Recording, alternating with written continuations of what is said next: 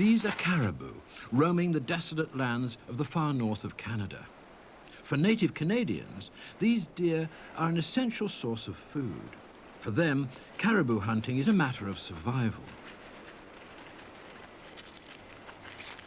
When the dog-rib people set off on the chase, the outcome may make the difference between starvation and plenty. The moment of departure is full of happy anticipation, anticipation of feasting to come. The hunt goes through its characteristic stages. There's the long journey to the hunting grounds. Then the initial search for the herd. The first sighting of them in the far distance is reassuring, but they're in open country where they can't be approached.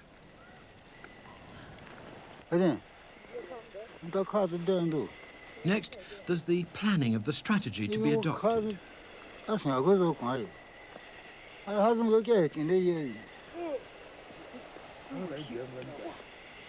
Now, there's more group cooperation as the tactics of the assault are put into action. The hunt will be extremely physically demanding. Weapons, as ever, are crucial to the success of the chase.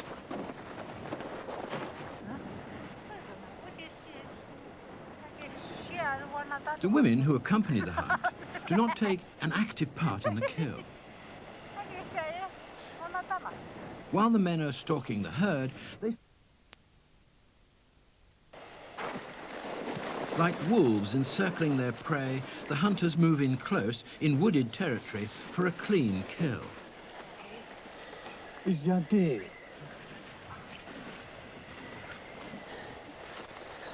Get down, get down.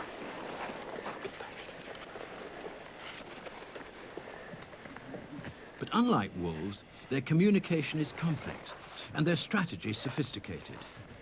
As with all carnivorous hunters, good long-distance vision is crucial to their success.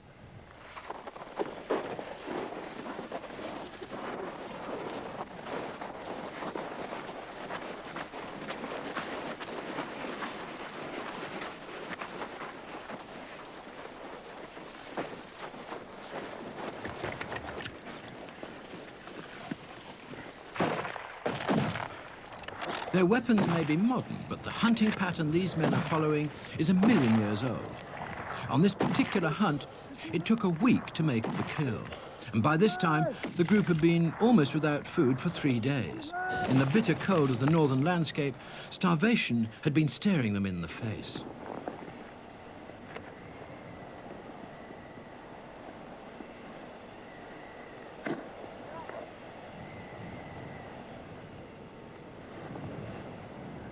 After the kill, the carcass is cut up and prepared, ready to be carried back to the community.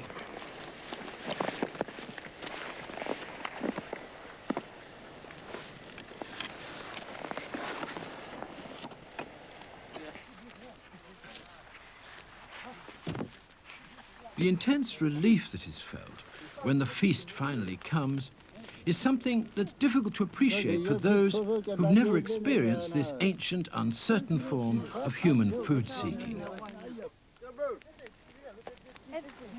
It's easy to understand why, 10,000 years ago, we started to give up this way of life and turned instead to the security and the predictability of farming, of controlling the wild animals and making certain that they were always around to provide us with guaranteed regular meals. But it has to be admitted, there was something bravely hazardous about the hunt. With the advent of agriculture, the drama of the chase was lost. Only the dog-rib and a few other remote hunting societies remain now to remind us of the earlier way of life.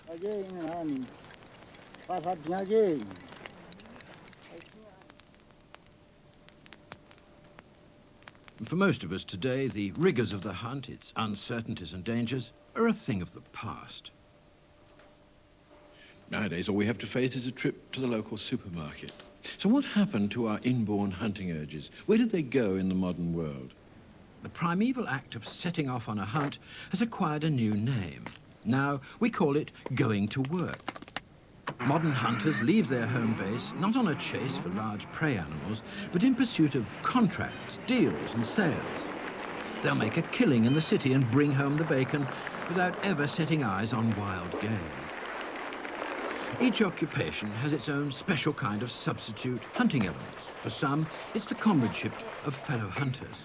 For a few, there remains the frisson of actual physical danger. This was a key element in the original hunt, but with modern substitute hunts, it's now comparatively rare. For some individuals, though, this danger element is crucial. They need the adrenaline boost that accompanied every dangerous hunting trip.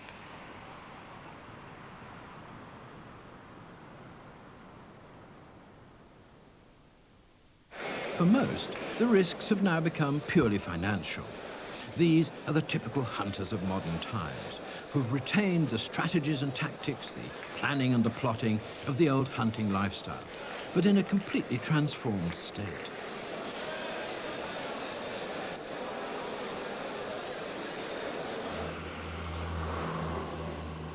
For some, the pseudo-hunt is a stalking, prowling affair, with the emphasis on the symbolic kill at the end.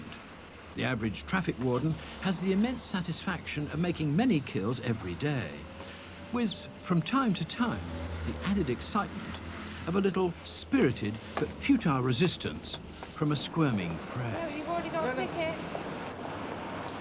You know, we deliver the meat. I put just meat inside and come. Yeah, but you know it is a clear way.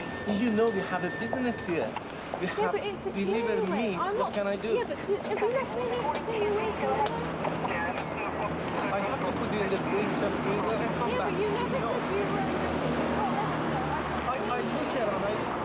Well, I'm sorry, you've got tickets. Each to their own kind of hunt, each to their own type of chase, and each to their own form of kill. The modern pseudo-hunters are everywhere.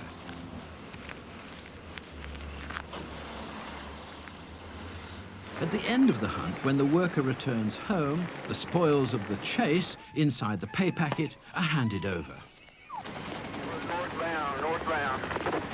Those who are most engrossed in their work and find it particularly satisfying are the ones whose activities contain most of the old hunting elements. For them, the symbolic hunt retains almost all its original excitement. For some, the symbolism is very obvious, with a specific and visible prey to be pursued. A police chase brings out all the old hunting skills. 1900 Dewey. 10-4 westbound, 1900 Dewey.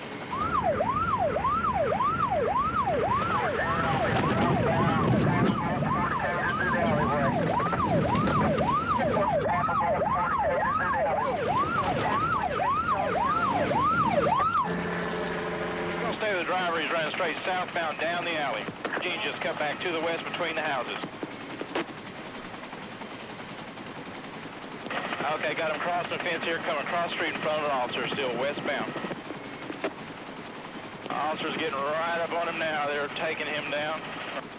Almost all the elements are still there. The strategies and the tactics, the cooperation and organization, the concentration and the risk, the arduous pursuit, and finally, the climax of the kill.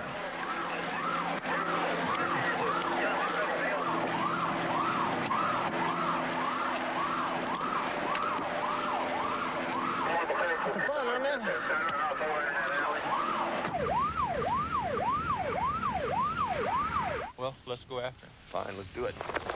A few people seem unable to make the symbolic leap away from the primeval hunt to one of its modern substitutes. Trapped in the past, they feel the urge to continue needlessly to gun down wild animals for sport. These hunters are not starving, and their prey are not dangerous.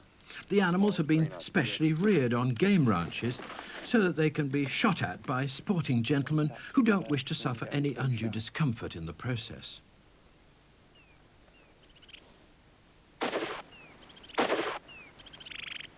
Thank you. That's a long shot. I'm glad I put 2 shells in there. I was Right. thinking about only putting 1. It's a good shot. Killing these animals with high-powered weapons is about as courageous as shooting at a cow in a field.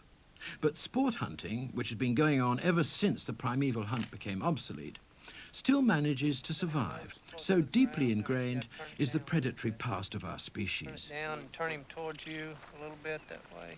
Let me get that full curl. There you go. Light on Let me your try face. that.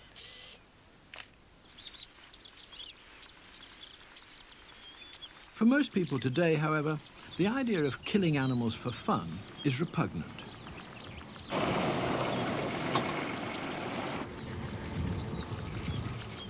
Instead, when their hunting urges drive them on to track down a wild beast and take a shot at it, the loudest noise you hear is the click of a camera.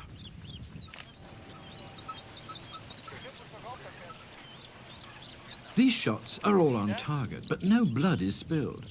And the excitement of taking home the pictures of these animals provides a symbolic trophy more in keeping with the modern environment in which these symbolic hunters live today.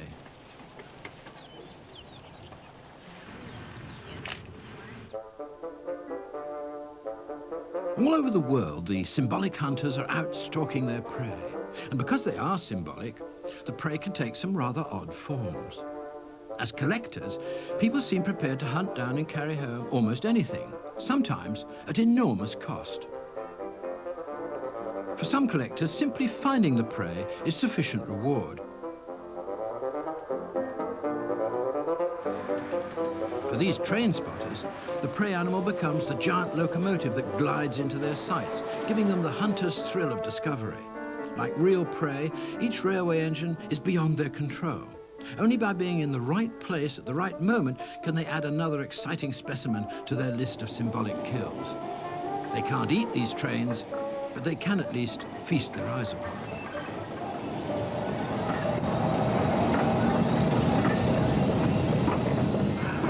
Wherever today's pseudo-hunters gather in small groups, there's a strong chance that some kind of symbolic prey will be struck down.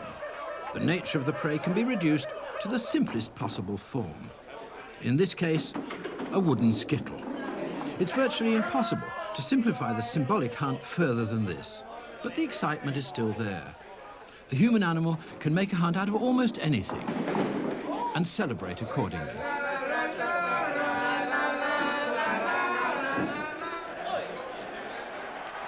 For many people, the workplace is sadly lacking in the more exciting elements of the substitute hunt. For them, special events outside the working context are necessary to recreate the drama of the chase. The solution for many millions is professional sport. Here on the football field, almost all the stages of the primeval hunt are displayed for the spectators. There are the team tactics, the group cooperation, the long-distance communication,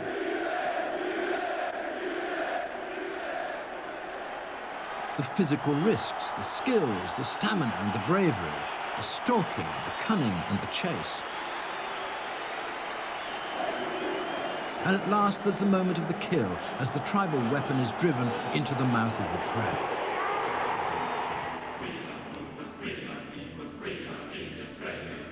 This act of aiming is common to most forms of modern sport.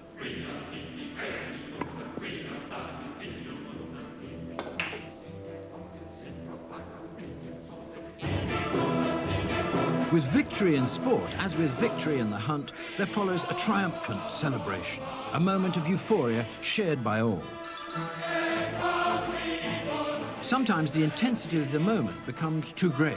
The passions of the primeval hunter have been so aroused that the symbolism is lost and the violence of the hunt itself is once again unleashed.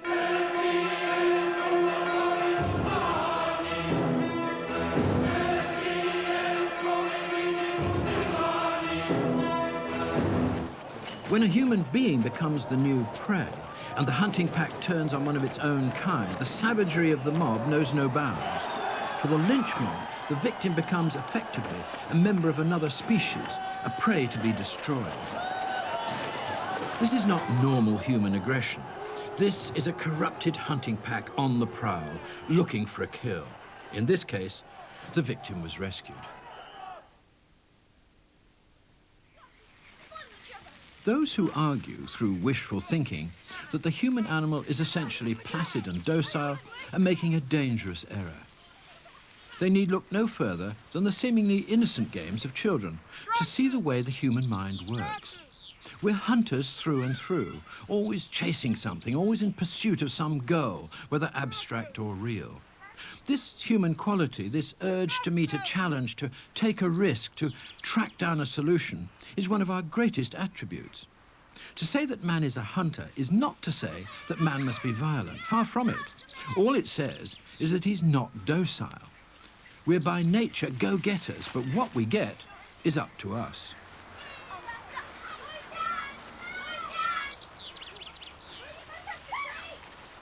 Gotcha! All too often, the games of childhood become corrupted into the war games of adult life. Instead of using our hunting urges to chase wonderful ideals, we use them to pursue a new kind of prey, human prey. The hunting urge is a double-edged sword. It can be used constructively to help us fulfill our greatest dreams, or destructively to live out our greatest nightmares. Und ich weiß, das kann nicht anders sein. Denn ihr seid Fleisch. When the hunt became symbolic, it retained its power, but lost its direction. It's now up to us, to our intelligence, not our instincts, to determine that direction. And it's a dark day whenever we fail. Deutschland, in uns marschiert Deutschland und hinter uns kommt Deutschland.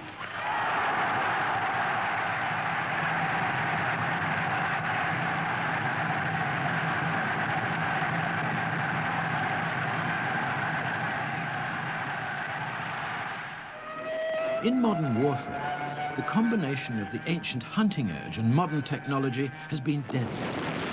Because the new weapons act at a greater and greater distance, the enemy is no longer an identifiable rival human being, but a tiny speck in the distance. There's no personal involvement. The enemy soldiers are not people, they're prey. If only hunting hadn't made us such a cooperative species, it would be impossible for tyrants to form armies and set them off on campaigns of mass destruction. Warfare is the darkest face of the human urge to hunt.